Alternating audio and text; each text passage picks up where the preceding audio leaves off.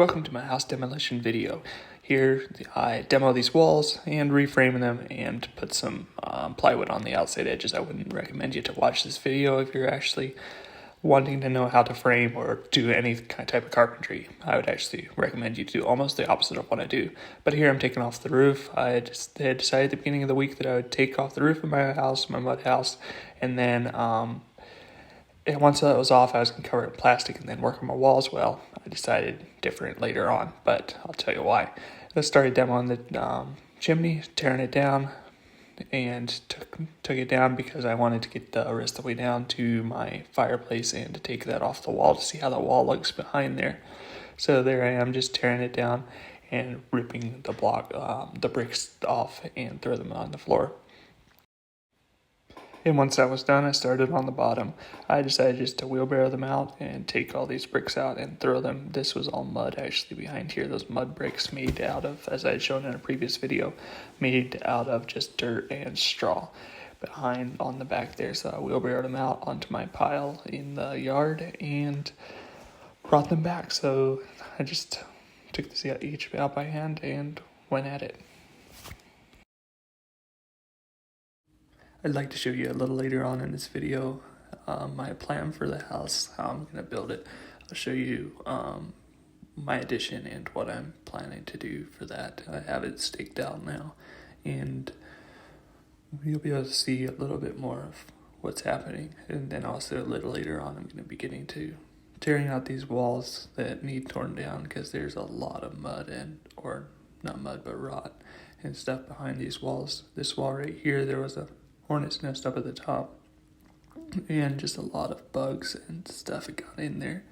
So that whole wall needed to come out. That post that was holding up the beam directly above it there in the center was totally rotted out, so need to support that somehow. I had originally thought of putting a window in here, so we went back and forth on whether or not to put a window in here. I didn't really like how it would change the look of the house from the road, from a little cottage, and just add more windows on that side. So in the end we decided just not to. At first we had also thought of maybe putting a door here, but once again we decided to put that at the end.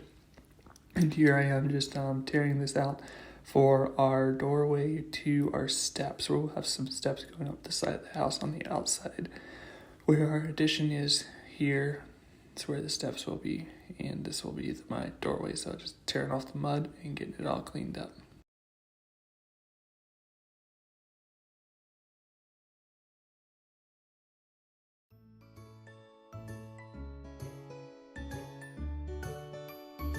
There were a fair amount of bugs in this wood also, so I was glad I was able to uncover it and take this buggy wood out. They had those termites in it. And I checked a couple other places, and most of my other wood was good, but this area for some reason was bothered by termites.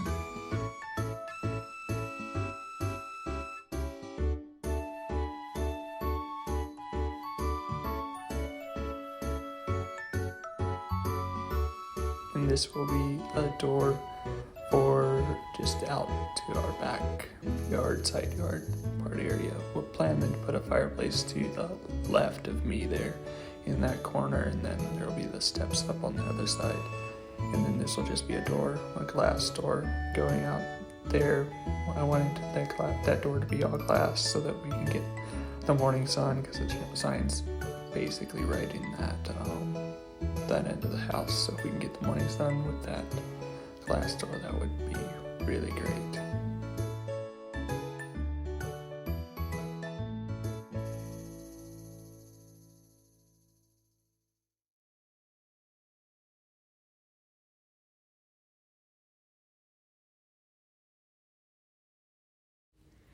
And then here's a bit of our plan, how it's going to look. And then I started work on this far wall. Started pushing away at it. There's some chicken wire on the outside that they had used to adhere the plaster or mud or whatever it is to that end wall, because the wind hits this wall a lot. It's the reason it rotted out and needed replaced anyway in the first place. So I went outside and yanked on that chicken wire, pulled it out, and I think I was able to get it mostly loose enough. So there, crash, it opens.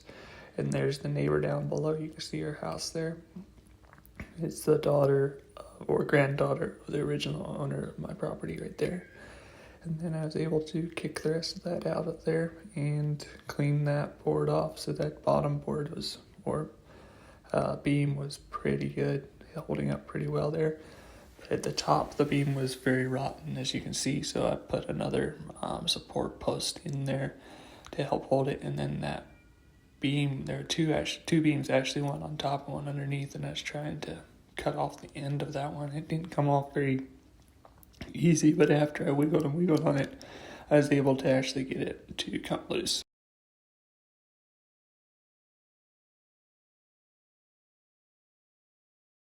Up the ends, and then started putting the bottom board on. I forget what it's called right now, but I don't know, have a clue what I'm doing as far as framing. So I put that bottom stringer board thingy on and put all my other boards on. This was so uneven and unlevel, but I don't know if it'll really make a difference as long as my boards are basically straight up and down, which they weren't that straight up and down. And I didn't know how to frame this because I can just build out my wall and then tip it up because it wouldn't fit nicely. I want to eventually, after I'm done framing this part, put a 4x6 beam across the top so that it spans that whole, replace that old beam. So I'll actually when I take the roof off, I'll take that old beam off. I decided not to take the roof off after all because I didn't want to expose everything to the weather and then have my plastic over the whole house and be working underneath it. I figured I could, if I did as much as I could underneath and then just wait to take off the roof, maybe that's an advantage. I don't know. I don't really know why I do what I do, but I do it. And then I was kind of measuring it and trying to figure out how to do those studs up and down. And I finally figured out a little bit of an idea. I thought maybe I'd hang them from the top board that goes across, whatever that thing is called. Terms are just slipping my mind. And so I cut my studs to the length I wanted them, and then eventually I was able to screw my other board on top of it, and there's a piece of dirt that's in my way, so I need to get that out of my way and get my camera to show what I'm doing over there. But I was screwing the top of the studs there, got it away, and screwing the top of the studs for that. And I spaced the studs 40 centimeters. It's what it told me to do, so I want to space my studs 40 centimeters apart and screw away. And then after I had got them all screwed in there, this last one, then I lifted it up and I put it in place. And this is not really how you're supposed to do it, but I don't know how else you do it. And then I straightened all my bottom studs out and got everything working out, and screwed the bottom studs in place once they were there, because I couldn't, if I would have just put the wall in, I couldn't screw them from the top. I don't know, there's probably a million better ways to do it, but I don't know them. And there's my wall after I framed it up, and you can see it sagging in the middle, and there's lots of things wrong with it, but the top beam is not straight, and nothing is straight, barely. As long as my wall itself is straight, I think I'll be good. As long as the back of my kitchen's straight. That's going to be my kitchen right there. My wife wants a window in the center there. That's why I didn't put any studs there. We're going to frame in a window later. And that way she can have a window right above her kitchen sink. And then I ran to town and grabbed some OSB for my outside wall and put it on top of my car and drug it home. And then I started screwing my OSB to my wall so that hopefully I get a little more strength out of it. And you can once again see my framing looks rather pitiful, and the little joints and everything in the top, but hey, those are the pieces that would fit in my car, and it's what I guess I'll make work.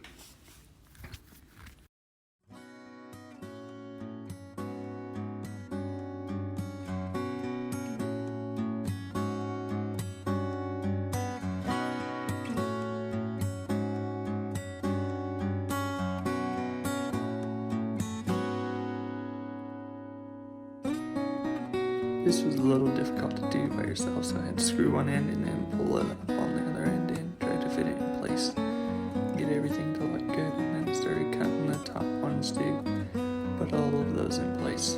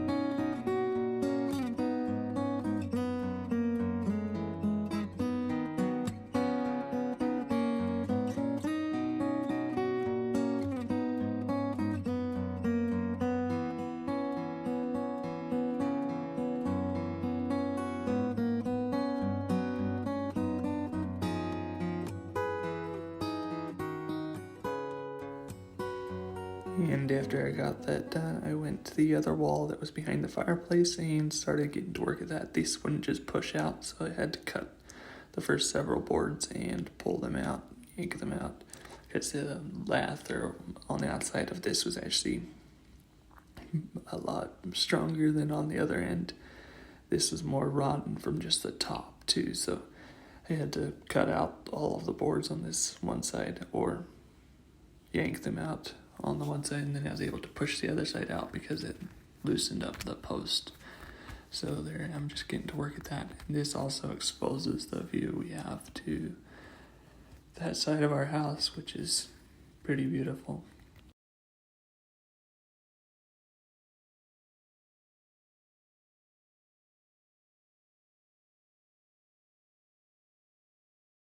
Look at this opening there, and you can kind of see how that was all made in the wall laying outside. And then I got to work putting in some studs on this side. This was tricky again because I wanted to put a post in the center there to support the post above, and then 2 posts on both ends. So I put the 2x6s together and wedged them together to create posts in between, and I didn't have the correct length for my top plate, so I will have to go to town and buy that a little later on. But I was able to make my both end post thingies to support that that post above. So then I will screw those to the posts on the side and make everything work out, hopefully, and make sure everything is strong.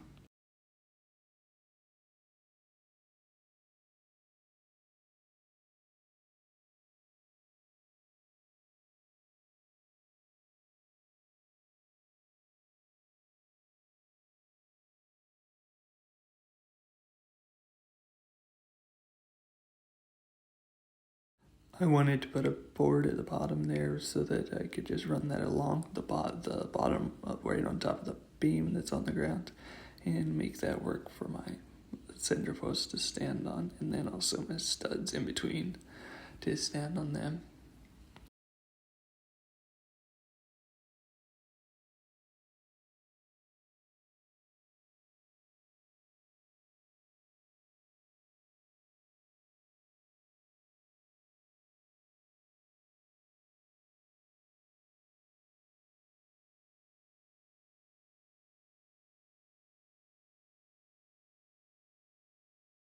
These 2x6s are kind of a pain to work with because they're all different lengths and they are not straight on any of the ends.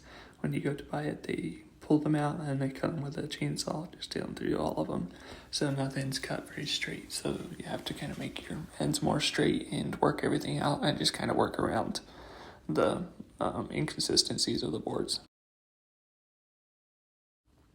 And there I am just wiggling my head and thinking of how I'm going to do it. I wanted a board long enough to go across the top. Well, as I said before, I didn't have one long enough, so I finally figured that out, that I just need to go back and get one. But I wanted to close in this end before the rains come this weekend to get everything shut up. So I finally decided that I would make my middle posts there and get them to the right length. And then after a little bit, you'll see I've decided just to put my OSB on the outside and then screw everything together so that it's not properly done. Once again, nothing's really properly done if I'm doing it, but I decided to put it on the outside and get my measurement and screw it. It didn't fit as a full piece and I needed to cut it.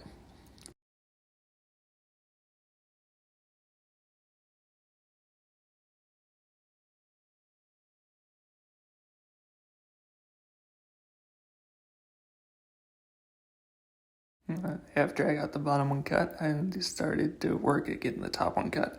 And my measurements didn't work out very well for this, so I had to go back and forth, and try to figure out something that would halfway fit in that area. Because the top post or top beam is quite different in lengths from side to side, and it's a little strange to work with, but it'll work out in the end. I think if I just make sure everything's all sealed up nicely and insulated good, I'll be fine. So I took my piece outside, I tried making it fit, and after a while it just didn't fit, so I threw it inside.